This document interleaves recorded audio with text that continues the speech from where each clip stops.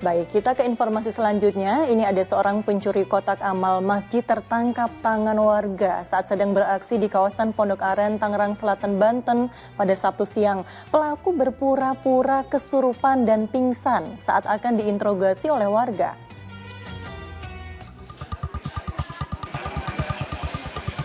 Pemuda ini tiba-tiba kesurupan saat kepergok warga tengah mencuri kotak amal Masjid Mustaqim di kawasan Jurang Mangu, Pondok Aren, Tangerang Selatan, Sabtu siang. Saat diminta keterangan oleh warga, tersangka terus berlagak kesurupan dan pingsan. Aksi pencurian pertama kali diketahui oleh seorang pengurus masjid yang curiga melihat gerak-gerik pelaku dari kamera pengawas atau CCTV.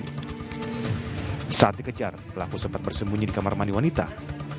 Pelaku akhirnya tertangkap dan diamankan ke rumah kepala RT setempat. Dari tangan pelaku, warga menyita sebuah tas berisi uang yang berasal dari kotak amal masjid, telepon genggam, serta beberapa perkakas. Tapi mereka itu tidak mengakui bahwa itu buat untuk membongkar kunci apa gimana. Tapi yang dibawa pelaku itu adalah banyak kawat-kawat, ada 3 macam kawat di dalam plastik. Oh, berarti cara pelaku bongkar kotak amal pakai kawat ya? Iya. Oh, diakui kayak gitu? Diakuin begitu.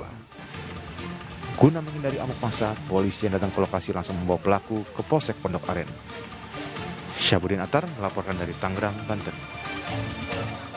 Astagfirullahaladzim, ini double dosanya ya Ustadz ya, sudah mencuri, terus yang dicuri kotak amal masjid lagi. Memang kadang-kadang Ustadz pelaku pencurian berdalih mencuri karena untuk makan dan bertahan hidup. Lalu bagaimana hukum seseorang memakan uang atau nafkah dari hasil mencuri ini Ustadz? Ya, kita tahu ya, mencuri itu ada hukuman pidananya. Di dalam Al-Quran itu wasariqatu faqta'u aydiyahuma.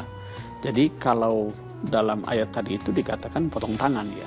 Tetapi dalam penerapannya itu juga tidak gegabah. Dalam Islam itu ya, itu ada ukurannya, berapa nilai yang dicurinya, lalu kemudian apa motifnya, itu juga dipertimbangkan. Jadi dalam penerapan hukum pidana Islam termasuk terhadap pencuri ini, itu harus dilihat motifnya. Apakah karena untuk memenuhi kebutuhan ekonomi, tuntutan keluarga, ataukah karena memang untuk motif yang lainnya.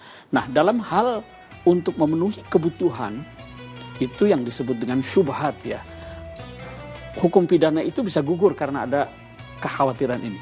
Maka pada masa Sayyidina Umar bin Al-Khattab dulu ya, ketika terjadi apa yang disebut dengan Amur Ramada atau Amul Maja'ah, masa paceklik panjang, perekonomian sulit waktu itu, dia tidak menerapkan hukum potong tangan.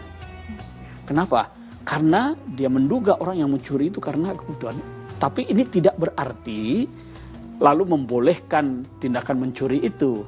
Penerapan pidananya potong tangan itu yang tidak diberlakukan.